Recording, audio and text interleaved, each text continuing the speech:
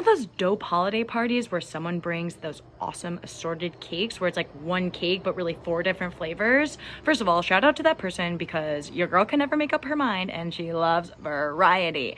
Shout out to you, Aaron. The thing is, I'm looking to diversify my dessert experience. And guess what? The same can be true for my investment portfolio. Last week, we defined who financial advisors are and who portfolio managers are. Their one job is to make sure they design a perfect investment portfolio for you. There's a lot of moving pieces to this portfolio, similar to how there's a lot of different flavors in this variety cake. So let me give you an example.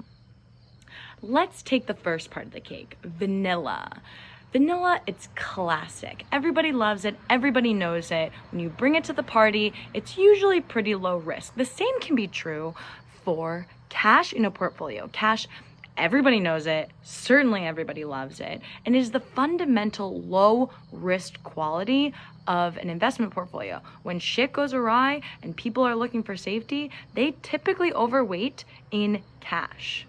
Now, for our second part of the cake, think of chocolate, right? Chocolate, still a crowd pleaser. People love it, right? Some people not so much, but overall, it's usually well favored. However, similar to chocolate introducing a flavor palette to the mix, bonds also do that as it's the first step into investing.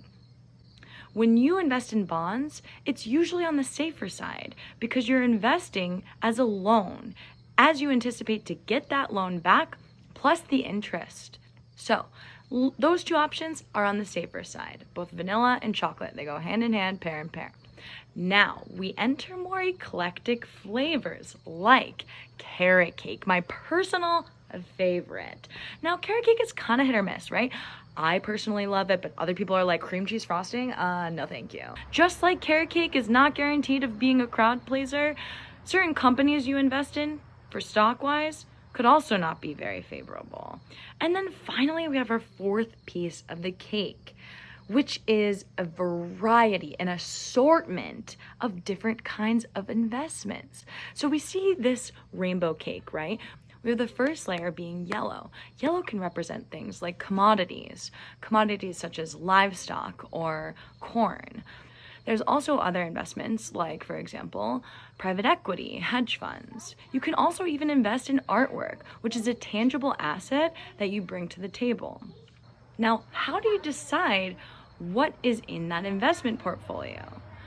One is based on your age. So for example, if you're younger, you can take on more risk. You can afford to go into carrot cake and rainbow cake land. Whereas if you were older, looking at like upper 60s, nearing retirement, that is when you invest in bonds in cash because you don't have a long time to make up any losses you have, like if you were young.